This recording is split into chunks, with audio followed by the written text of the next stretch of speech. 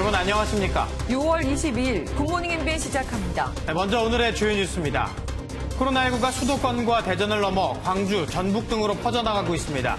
방역당국은 수도권 감염 확산세가 꺾이지 않는 상황에서 수도권 밖으로 감염이 확산하고 있다고 우려했습니다. 북한이 우리 정부의 대남 전단 살포 중단 촉구에도 전단 살포 강행 의사를 밝혔습니다. 북측 기임지 잠복초소에 소대 규모의 병력이 꾸준히 투입된 정황이 포착된 가운데 우리 공군은 정찰기를 띄워 대북 감시에 들어갔습니다. 사퇴 의사를 밝힌 뒤 잠행 중인 미래통합당 주호영 원내대표가 이번 주 국회로 복귀합니다. 주 원내대표는 18개 상임위원장 자리를 모두 민주당에 내주고 상임위에 들어가 싸우겠다며 대여투쟁을 예고했습니다. 오늘 문재인 대통령이 주재하는 제6차 공정사회 반부패 정책협의회에 추미애 법무부 장관과 윤석열 검찰총장이 참석합니다. 윤 총장은 어젯밤 한명숙 전 국무총리 사건 감찰과 관련해 대검 인권부장이 총괄해 조사하라고 지시했습니다. 존 볼턴 전 백악관 국가안보보좌관의 회고록이 현지 시각으로 23일 출간됩니다. 북미 회담 자체를 처음부터 반대했고 북미 회담을 촉진하려는 문재인 대통령을 북미 협상에서 배제해야 한다는 내용도 있습니다. 국내 코로나19 신규 확진자 수가 어제도 50명에 육박한 것으로 집계됐습니다. 네, 확진자는 다소 줄었지만 대전과 수도권발 집단 감염이 전국으로 확산되면서 N차 감염 우려가 계속되고 있습니다. 네, 관련 내용은 뉴스 돋보기에서 자세히 짚어보고요. 먼저 첫 소식은 안보람 기자가 보도합니다. 대전 방문 판매업체 관련 누적 확진자는 47명. 7명이 추가 확진 판정을 받으면서 대전발 감염은 세종과 충청에 이어 광주와 전북, 수도권까지 확산했습니다. 전북 전주 여고생과 익산 광주의 확진자들은 기존 확진자와 식당에서 우연히 접촉한 사례로 각 지역으로 N차 감염이 우려되고 있습니다. 서울 관악구의 방문 판매업체와 관련해선 1명이 추가돼 감염자는 194명으로 늘어났고 도봉구 성심 데이케어 센터 관련 확진자도 1명이 늘어나 현재까지 43명에 달합니다. 그제 하루 10명이 확진된 경기도 의왕의 롯데제과 물류센터에서는 어제도 2명이 추가 확진됐습니다. 0시 기준 국내 신규 확진자는 48명으로 이 중 40명이 지역 발생입니다. 그제보다 19명 줄었지만 대전과 수도권의 방문 판매업체와 물류센터 등에서의 집단 감염이 여전히 번지는 상황이라 확진자는 계속 늘 것으로 보입니다. 방문 판매업체, 물류센터, 대형 학원, 뷔페 식당을 고위험 시설로 추가 지정하고 오는 23일 18시부터 방역 수칙 준수 의무를 부과하겠습니다. 해외 유입 확진자는 하루 전보다 21명 줄었지만 농번기가 시작되고 외국인 근로자의 입국이 느는 상황이라 앞으로도 감염 확산이 우려됩니다. 정부는 내일부터 입국자 가운데 코로나 확진 판정 비율이 높은 파키스탄과 방글라데시에 대해 신규 비자 발급을 억제하고 부정기적 항공편의 운항 허가를 중지하기로 했습니다. MBN 뉴스 안보라입니다. 네, 구청의 집합 금지 명령에도 어제 서울 강남 한복판에서 역대 최대 재개발 사업지인 한남 3구역의 조합총회가 열렸습니다. 2,000명이 넘는 조합원이 참석했는데 구청 측은 법대로 과태료를 물릴 방침입니다. 정태진 기자의 보도입니다. 조합총회에 참석하려고 긴 줄로 늘어서 있던 사람들이 속속 행사장 안으로 들어갑니다. 모두 마스크를 착용하고 입구에서 발열 체크를 하지만 실내에선 거리 두기가 쉽지 않습니다. 서울 강남에서 역대 최대 재개발 사업지인 한남 3구역 시공사 선정총회가 열렸습니다. 코로나19 확산 우려가 높아 강남구청이 직접 나서 집합 금지 명령까지 내렸지만 총회에는 조합 측 추산 2천여 명이 몰렸습니다. 조합 측이 총회를 강행하며 전체 조합원 3,800여 명 가운데 절반 이상이 참석했고 내부에서도 우려의 목소리가 나왔습니다. 저는 이 코로나 전국에 꼭 이와 같이 시공사 선정총회를 해야 되느냐 하는 게 의문도 많이 갖고 어쩔 수 없이 저도 왔습니다. 지난 17일 이미 구청에 집합금지 행정명령이 내려진 상황. 저희는 이제 감염병의 예방 및 관리에 관한 법률에 따라서 집합금지 명령이 되어 있는 상태고요. 법과 원칙에 따라 조치될 예정입니다. 강남구청은 조합에 과태료 최대 300만 원, 참석자에게도 과태료를 부과하겠다는 강경한 입장을 밝혔습니다. MBN 뉴스 정태진입니다. 코로나19로 원격 수업이 도입되고 입시 관련 정책도 대학마다 바뀌면서 수능을 앞둔 학생과 학부모는 불안하기만 한데요. 어제 자동차 극장에서 사용되는 방식이죠. 일명 드라이브인 방식으로 열린 대학 입시 설명회에 학생과 학부모 수천 명이 몰렸습니다. 강세현 기자입니다. 서울의 한 대형 주차장으로 자동차들이 줄지어 들어가고 한 칸씩 거리를 두고 차곡차곡 주차합니다. 이른바 드라이브인 방식의 대학 입시 설명회장입니다. 평소 대형 체육관 등에서 열린 입시 설명회가 새로운 방식으로 진행된 겁니다. 코로나19로 원격 강의가 진행되고 대학들이 입시 규정을 바꾸자 불안감이 커진 학생과 학부모 수천 명이 전국에서 찾아왔습니다. 학교 수업도 지금 원활히 안 되고 비교과 같은 것도 채워지지가 않아서 되게 불안한 마음 때문에 날씨가 더워서 조금 힘들긴 한데요. 그래도 이런 자리라도 있어서 도움받을 수 있는 것 같아요. 설명회는 참가자 간의 접촉을 최소화하려고 창문을 닫은 자동차 안에서 라디오로 듣는 방식으로 진행됐습니다.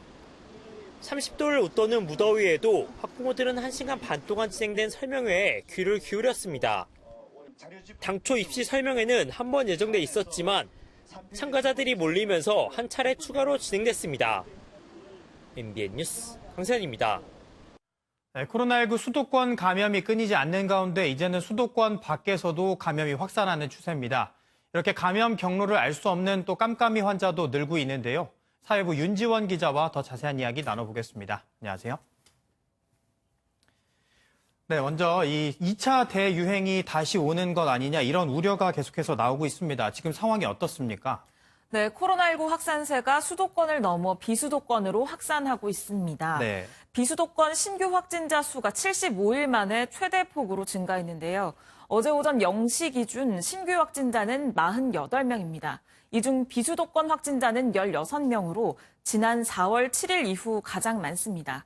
특히 최근 방판업체발 집단 감염이 발생한 대전에서만 10명이 추가로 확진됐는데 대전에서 두 자릿수 증가를 보인 건 지난 2월 21일 대전에서 첫 확진자가 나온 이후 처음입니다. 네. 또 여기에 더해서 이 감염 경로를 알 수 없는 깜깜이 확진자도 늘고 있다면서요? 네, 그렇습니다. 최근 2주간 코로나19 신규 확진자 654명 중 감염 경로가 불명확한 경우는 10.6%로 이전 2주에 비해 2.5%포인트 높아졌습니다. 확진자 가운데 고령자 비율이 높아지고 있다는 점도 문제인데요. 확진자 중 50대 이상 비율은 지난주 50%로 지난달 둘째 주보다 5배가량 증가했습니다. 이에 따라 중증 환자가 늘어 자칫 인명피해로 이어지지는 않을까 우려가 큰 상황입니다. 네. 저희가 당초 이 코로나19 상황을 이야기를 하면서 기온이 오르면 코로나19 확산세도 꺾일 거다 뭐 이런 이야기가 있었는데 지금 추세로 보면 그게 딱 맞는다고 보긴 좀 어렵겠네요. 네, 그렇습니다. 오늘 낮 서울 기온은 낮에 35도까지 오르는 등 폭염이 예고돼 있는데요. 예. 이미 무더위가 왔지만 신규 감염은 줄지 않고 있습니다. 코로나19와 유사한 사스의 경우 겨울에 등장해 여름에 소강 상태를 보였거든요. 예. 이 때문에 코로나19도 기온이 오르면 생존력이 떨어질 것으로 봤지만 통계상으로는 그렇지 않습니다. 중대본에 따르면 5월 한 달 신규 확진자는 729명이었지만 6월에는 이미 900명을 넘어선 상황입니다.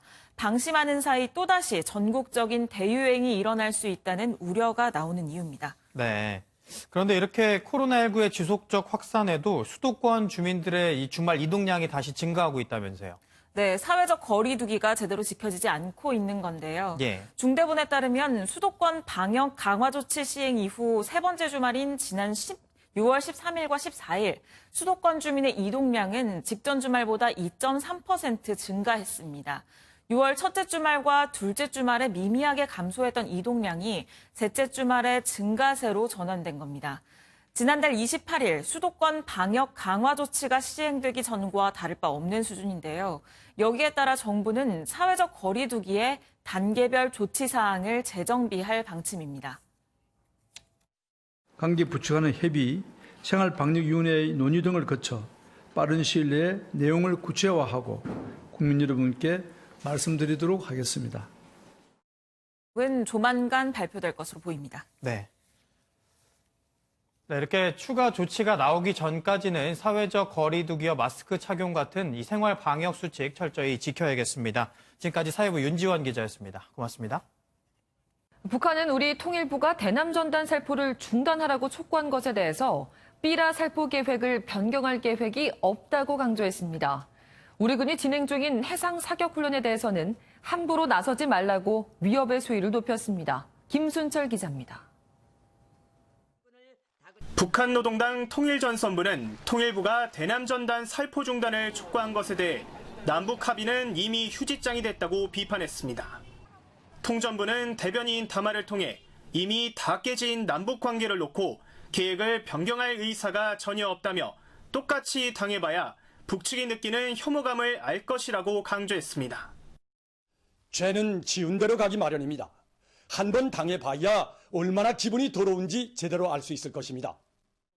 북한은 앞서 관영 매체를 통해 전국 각지에서 전단 살포를 준비 중이라며 문재인 대통령 얼굴이 들어간 전단 더미 위에 꽁초와 담뱃재 등을 뿌린 사진을 공개했습니다. 대남 동경심보다 대남 적개심을 심화시킬 수 있다는 측면에서 하루빨리 중단돼야 하고 전단 살포 방지법이 빨리 나와야 된다고 생각합니다. 북한의 대외 선전 매체인 우리민족끼리는 지난 11일 경북 울진에서 비공개로 진행된 육해공군 합동 해상사격 훈련을 강하게 비판했습니다. 남조선 군부는 제소굴에 박혀있는 것이 좋을 것이라며 지금처럼 예민한 시기에 함부로 나선다면 큰 경을 치르게 될 것이라고 위협했습니다. 북한은 이번 사태가 남조선 당국의 고질적인 4대 근성과 무책임 태도로 초래된 것이라며 연일 남한 때리기에 몰두하고 있습니다. MBN 뉴스 김순철입니다. 북한이 연평도와 마주보는 황해도의 바다 쪽 포문을 어제도 개방했습니다. 비무장지대에도 5명 이내 소규모 병력을 투입했는데 남북 간 긴장 고조에 접경 지역 주민들이 불안해하고 있습니다. 조창훈 기자입니다. 서해 연평도를 향한 북한군 해안포문이 사흘째 닫히지 않고 있습니다. 가장 가까운 황해남도 개머리 해안은 물론 15km 정도 떨어진 대수압도의 포문이 열려있는 모습도 MBN 취재진에 포착됐습니다. 우리 군은 습기 제거를 위해 포문을 개방한 것으로 본다는 입장입니다. 하지만 지난해 9월 남북이 서해안 해안 포문을 닫기로 합의한 만큼 긴장 고조 차원에서 보란듯 열어놓은 게 아니냐는 해석이 나옵니다. 북한은 그동안 사용하지 않았던 비무장지대 내 잠복호에도 병력을 보내 보수 작업을 실시하고 있습니다. 적게는 2명, 많게는 5명씩 들어가는데 소대 규모 이상 투입된 곳은 아직 없는 것으로 전해집니다. 파괴된 지피의 복구 움직임은 아직 관측되지 않아 군 당국은 대남 군사행동 가능성은 낮은 것으로 판단하고 있습니다. 다만 전단 살포 등 고조되는 남북 간 긴장감에 접경 지역 주민들은 불안감을 호소합니다. 그 사람들이 그런 행동을 하지 말아야 되는 거죠. 국민으로서. 대남 인력을 배치하고 있는 거잖아요. 왜 그런 일을 만들게 하는 거예요. 군은 전단 살포 가능성에 대비해 공중 조기경보 통제기 피스아이를 띄우고 대북 감시 태세를 강화할 방침입니다. MBN 뉴스 조창훈입니다. 존 볼턴 전 백악관 국가안보보좌관의 회고록이 현지 시간으로 23일 출간됩니다. 트럼프 미국 대통령이 길을 쓰고 막았던 이 회고록엔 북미 회담이 실패하길 바랐던 강경파 볼턴의 속내가 담겨 있는데요. 또 눈에 띄는 건 남북미 관계 진전이 못마땅했던 일본 정부의 외교전입니다. 장명훈 기자입니다. 회고록에는 대북 강경파인 볼턴의 성향이 여과 없이 드러났습니다. 1차 북미 회담 자체가 취소되길 바랐고 2차 하노이 북미 회담에서 합의가 이루어졌다면 미국의 재앙일 것이라 밝혔습니다. 북미 회담을 촉진하려는 한국 정부에 대한 노골적인 불만을 표현했습니다. 종전선언이 북한이 아닌 문재인 대통령의 아이디어라는 의심이 들었다면서 문 대통령을 북미 협상에서 배제해야 한다고도 했습니다. 볼턴은 회고록에서 1차 북미 정상회담 아이디어가 김정은 북한 국무위원장이 아니라 정의용 청와대 국가안보실장이라고 주장했습니다. 2018년 3월 정 실장이 백악관 방문 당시 김 위원장의 초대장을 건넸는데 트럼프 대통령이 이를 충동적으로 수락했다는 겁니다. 볼턴 회고록엔 지난해 6월 30일 남북미 판문점 회동에 미국이 문 대통령의 동행을 거절하려 했다는 주장도 실려 있습니다. 미국과 북한이 정상 간 양자 회동을 원했는데 문 대통령이 끝내 동행을 관철했다는 겁니다. 볼턴 회고록엔 남북, 북미 간 대화 국면에서 소외되지 않으려는 일본의 대미 외교전도 담겼습니다. 볼턴은 아베 일본 총리가 줄곧 김 위원장을 믿지 않는다며 핵무기를 포함한 대량 살상 무기의 영구 폐기를 미국에 요청해왔다고 전했습니다. 또 정의용 실장이 북미 정상회담 조율을 위해 자신을 만난 날 사무실까지 찾아와 일본 정부의 입장을 전했던 야치 쇼타로 전 일본 안보국장 일화를 전하며 남북미 진전이 못마땅했던 일본의 외교전을 전했습니다. 북미 정상회담 막전 막후와 트럼프 행정부의 민낯이 담긴 볼턴의 회고록은 미국 시각으로 내일부터 서점에 풀립니다. MBN 뉴스 장명훈입니다. 이 볼턴의 회고록에는 트럼프 미국 대통령이 주한미군 주둔 비용으로 50억 달러를 받지 못하면 한국에서 미군을 철수하라고 지시했다고도 써 있습니다. 이 볼턴의 주장이 사실이라면 미군 철수를 방위비 인상을 위한 압박 카드로 썼다는 얘기입니다. 김문영 기자입니다. 도널드 트럼프 미국 대통령이 주한미군 철수를 앞세워 한국의 방위비 분담금 증액 압박을 지시했다는 증언이 나왔습니다. 미국 현지 시각으로 오는 23일 출간될 예정인 존 볼턴 전 백악관 국가안보보좌관의 회고록, 그 일이 일어난 방에 담긴 내용입니다. 볼턴 전 보좌관은 지난해 7월 트럼프 대통령이 일본과 한국에서 각각 연 80억과 50억 달러를 얻는 길은 모든 미군을 철수하겠다고 위협하는 것이라고 주장했다고 서술했습니다.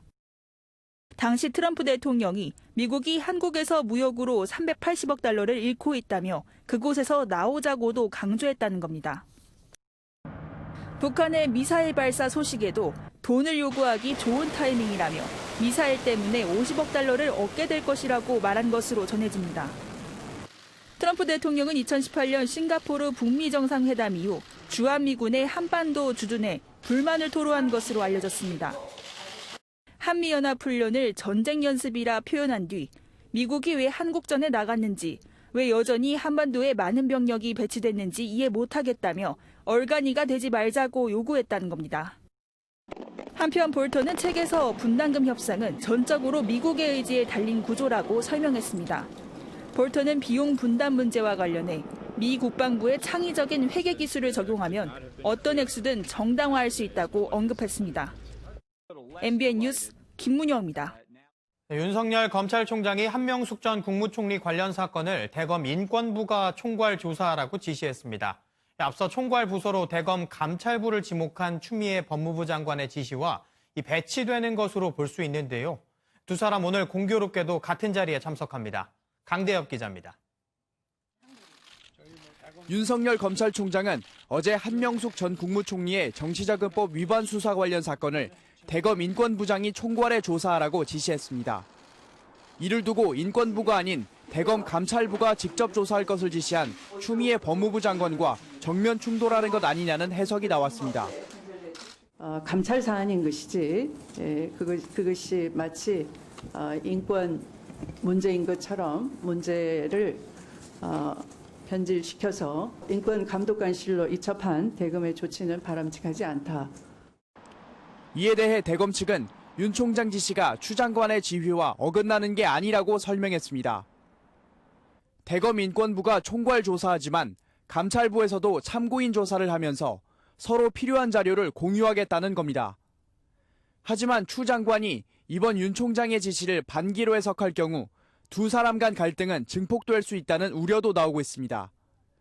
공교롭게도 오늘 문재인 대통령이 주재하는 반부패 정책협의회에 윤 총장과 추 장관 모두 참석합니다. 한명숙 전 국무총리 사건 감찰을 두고 법무부와 검찰이 충돌 양상을 빚는 와중에 당사자인 추미애 법무부 장관과 윤석열 검찰총장의 첫 대면입니다. MBN 뉴스 강대엽입니다. 달이 해를 품었습니다. 어제 달이 해의 일부를 가리는 부분 일식이 일어났는데요. 워낙 보기 힘든 만큼 코로나19에도 많은 시민들이 몰렸습니다. 다음 부분 일식은 10년 뒤에나 볼 수 있다고 하네요. 김은미 기자입니다. 환한 빛을 내뿜는 태양 가장자리로 어두운 그림자가 조금씩 들이옵니다. 달이 해의 일부를 가리는 부분 일식입니다. 전국 대부분 지역에서 관측된 이번 우주쇼는 오후 3시 53분부터 시작돼 오후 5시 2분 절정에 달했습니다. 태양 면적의 거의 절반이 가려져 8년 만에 가장 넓은 면적이었습니다. 8년 만에 최대로 태양 면적의 약 45%가 가려지게 됩니다. 코로나19 여파로 관측 행사는 대부분 비대면 방식으로 진행됐고 일부 공개 관측회에선 진기한 천문 현상을 직접 눈에 담으려는 시민들이 몰리기도 했습니다. 일식을 실제로 보는 건 처음 봤는데 달이 직접 태양을 가리는 게 너무 신기했어요. 태양이 다양한 색깔이라는 것도 알게 됐어요. 서아프리카와 중국, 대만 등 북반구 지역에선 태양 가장자리가 금반지처럼 보이는 금환일식으로 관측되기도 했습니다. 어제 우주쇼는 2020년대 우리나라에서 볼 수 있는 마지막 부분 일식으로 다음 부분 일식은 10년 뒤, 태양 전부가 가려지는 계기 일식은 15년 뒤에나 볼 수 있을 전망입니다. MBN 뉴스 김은미입니다. 지난해 라임 사태에 이어 최근 환매 중단 사태까지 벌어진 옵티머스 자산운용이 대부업체 사채에까지 투자한 것으로 드러났습니다. 당초 이 펀드는 안정적인 공기업이나 관공서가 수주한 공사 매출 채권에 투자한다고 했는데요. 이무형 기자가 보도합니다. 현재까지 옵티머스 펀드가 지급이 불투명한 투자금은 384억 원. 그러나 비슷한 구조의 펀드들까지 합치면 5천억 원 규모에 육박합니다. 사고가 난 펀드는 수익률이 연 3% 수준으로 공기업이나 관공서가 발주한 공사 채권 같은 안정적인 채권에 투자하는 것으로 알려졌습니다. 그런데 펀드 운용사가 약속과 달리 대부업체가 발행한 3호 사채까지 손을 댄 것으로 드러났습니다. 자체적으로 확보한 일부 자료에 그 대부업체의 3호 사채가 있는 게 확인이 된 걸로. 심지어 운용사가 자산 편입 내역을 의도적으로 위조 변조했다는 의혹까지 제기됐습니다. 전문가들은 사실상 공모펀드처럼 모집한 투자금을 사모펀드처럼 운용하는 것에 대한 우려를 표합니다. 투자 계획서에 나와 있는 방식대로 투자가 이루어지지 않았다. 그러면 이거는 투자자들을 어떻게 보면 속인 행위라고 볼 수도 있습니다. 거기에 대해서는 당연히 이제 책임과 처벌을 무겁게 가져가는 것은 불가피합니다. 지난 19일 금융감독원은 옵티머스 운용을 상대로 검사에 착수했습니다. 현장 조사는 통상 2주 정도 필요하지만 이번 사태는 그 이상 걸릴 것으로 금감원은 보고 있습니다. MBN 뉴스 이무형입니다. 삼성전자와 SK하이닉스가 반도체 폐기물 재활용을 잘한다고 국제적으로 인정받았습니다. 2년 전 중국이 더는 폐기물을 받지 않겠다고 한 게 오히려 녹색 경영에 약이 됐습니다. 이혁근 기자입니다. 노란색 차량이 반도체 제조 과정에서 나온 폐기물을 싣고 재활용 공장으로 들어옵니다. 커다란 탱크에 들어가는 건 사용하고 버려진 황산. 폐황산액은 인체와 수질에 매우 해로운데 이곳에서 10시간의 정제 과정을 거쳐 재생황산으로 바뀌게 됩니다. 공장에서는 하루 400톤의 반도체 폐기물이 재생황산으로 탈바꿈돼 반도체 제조 공장 등 산업 현장으로 다시 나갑니다.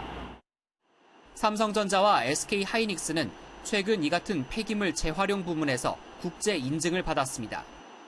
국내 최초로 폐기물이 아예 없는 공장도 나오면서 친환경 기업으로 자리매김하게 됐다는 평가입니다. 비용 역시 매립이나 소각보다 훨씬 경제적이어서 일석이조의 효과를 거두고 있습니다.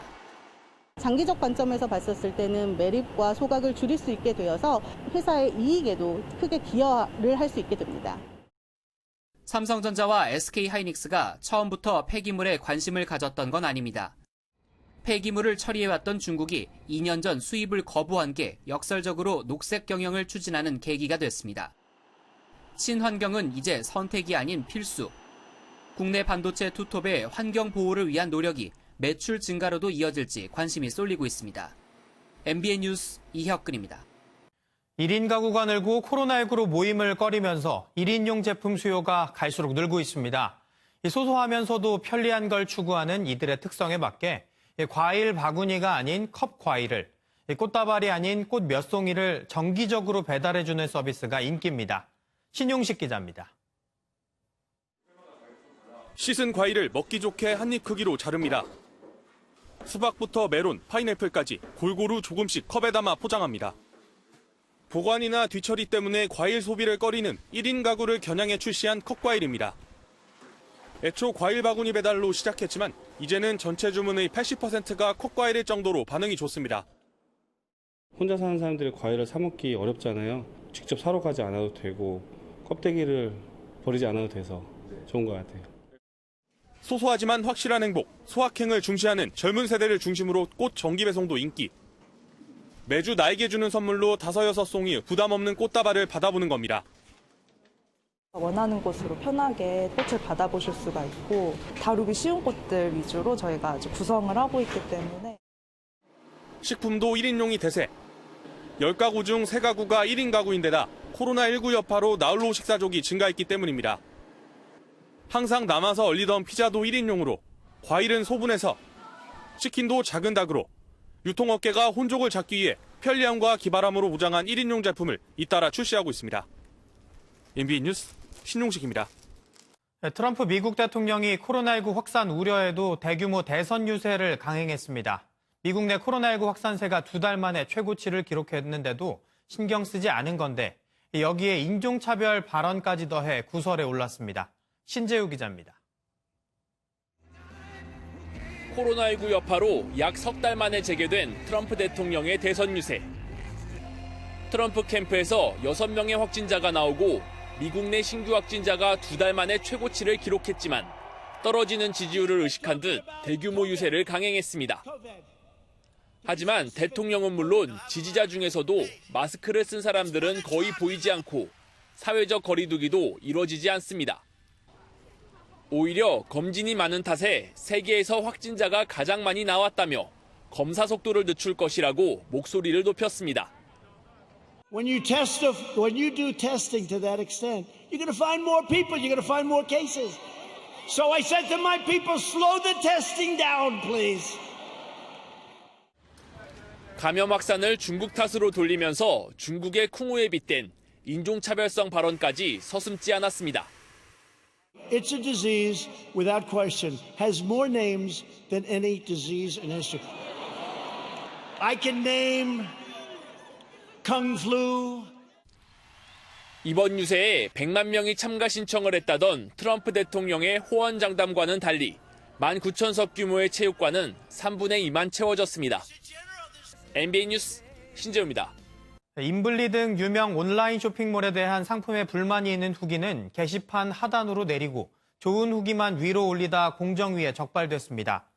공정거래위원회는 인블리와 하늘하늘 등 SNS 기반의 온라인 쇼핑몰 7곳에 대해 소비자 보호에 관한 법률 위반 혐의로 총 3,300만 원의 과태료를 부과하고 시정명령을 내렸습니다. 대북 전단 살포를 봉쇄하겠다는 경기도의 방침에 반발한 한 보수 성향의 인사가 이재명 경기도지사 집 근처에서 전단을 뿌리고 이를 막으면 가스통을 폭파하겠다고 위협해 경찰이 비상경계에 나섰습니다. 이 지사는 자신의 페이스북에 경찰은 전단 살포와 폭파 위협 실행 저지를 넘어 지금 즉시 협박 범죄에 대한 수사에 착수해 엄벌해야 한다는 글을 올렸습니다.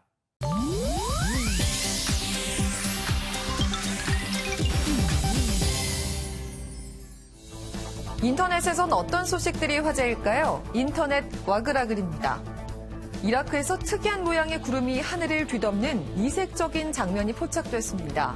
한 시민이 SNS에 올린 사진을 보면 하늘이 마치 곧 쏟아져 내릴 듯한 구름으로 가득한 모습인데요.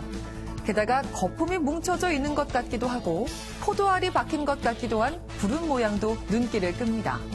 한 천문 웹사이트에 따르면 이 구름은 폭풍이나 악천 후의 전조로 나타난다고 하는데요. 또 짧으면 10분, 길어도 1시간 안엔 사라지는 구름이라고 하는데 이걸 봤으니 운이 좋았던 셈이네요. 벨기에의 한 도시는 시민들에게 배포한 마스크가 너무 커서 곤란에 처했는데요. 턱부터 이마 절반을 덮을 정도로 큰 마스크는 크기로만 보면 마스크보단 복면에 가까울 정도입니다. 그런데 마스크가 이렇게 크면 밀착력이 떨어져 재기능을 할 수 없다는 게 문제인데요. 하지만 시 당국은 마스크 교환은 불가능하다면서 마스크의 주름을 최대한 늘리지 말고 착용하라거나 마스크가 줄어들 때까지 뜨거운 물에 담그라는 등 황당한 대책을 내놨습니다. 이에 온라인에선 마스크가 아니라 낙하산 아니냐는 웃지 못할 반응과 함께 시의 미숙한 행정에 대한 비난이 쏟아지고 있다네요. 미국의 언론사 수백여 곳이 흑인이나 흑인 사회를 뜻하는 영어 단어 블랙의 첫 글자를 대문자로 쓰기로 했습니다. 검은색을 뜻하는 단어 블랙과 구분해서 그 정체성을 존중하다는 의미에서인데요. AP통신은 대문자 B를 쓰는 것으로 기사 작성 방침을 바꾼다고 발표하면서 그 배경을 이렇게 설명했습니다. 인종, 민족, 문화적 의미에서 흑인으로 식별되는 사람들의 역사와 정체성, 공동체에 관한 본질적이고 공유된 인식을 전달하기 위해서라고 말인데요. 흑인 남성 조지 플로이드 사망 사건으로 촉발된 인종차별 반대운동. 이젠 거대한 물결이 돼 세상을 바꾸고 있습니다. 주말과 휴일 참 더웠죠. 서해안 최대 규모의 대천 해수욕장은 정식 개장을 하지 않았는데도 어제 하루에만 7만여 명이 다녀갔습니다. 그늘막과 텐트 등의 2m 거리 두기는 비교적 잘 지켜진 반면 대부분의 피서객이 마스크를 착용하지 않은 것으로 나타났는데요. 또 샤워시설 등엔 여러 명이 한꺼번에 몰려 혼잡을 빚기도 했습니다.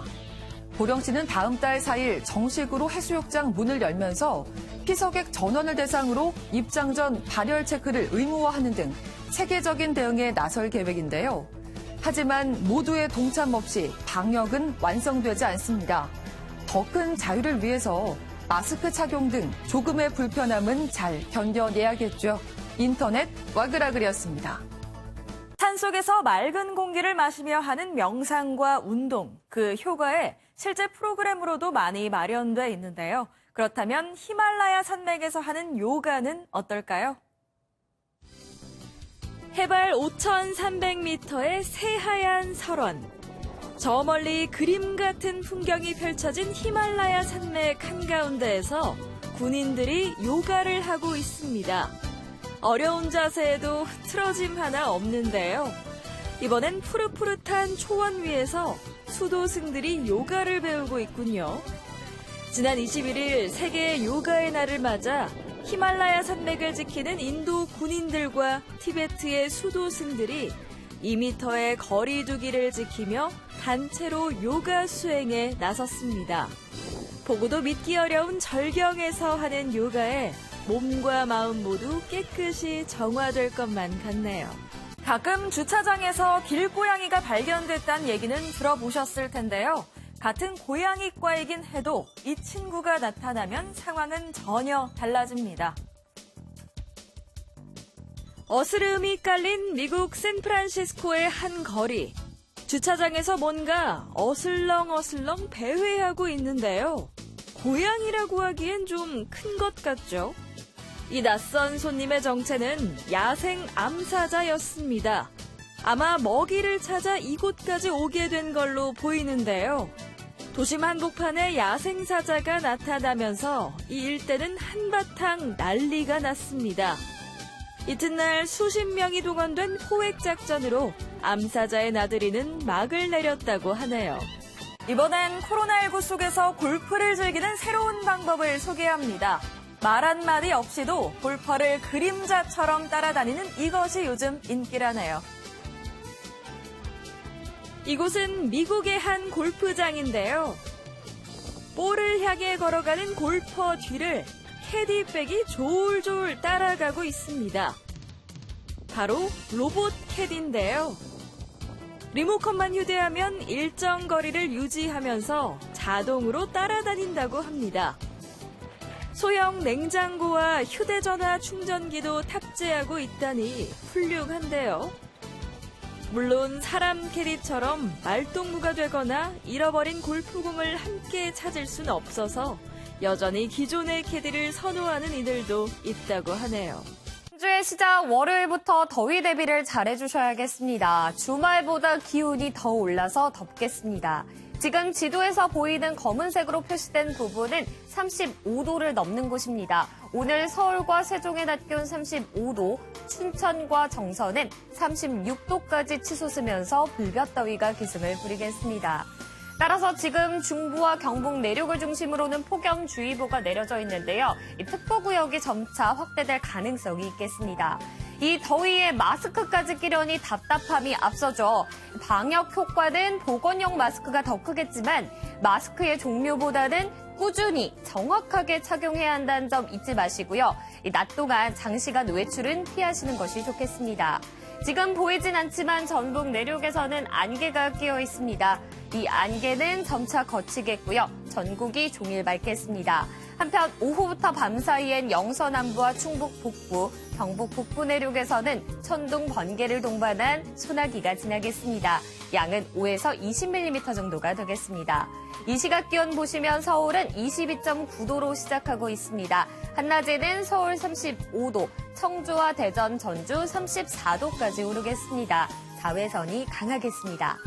이번 더위는 모레 전국에서 비가 내리면서 누그러들 것으로 보입니다. 내륙에선 첫 장맛비가 내릴 전망이고요. 이 비는 금요일까지 길게 이어지겠습니다. 날씨였습니다.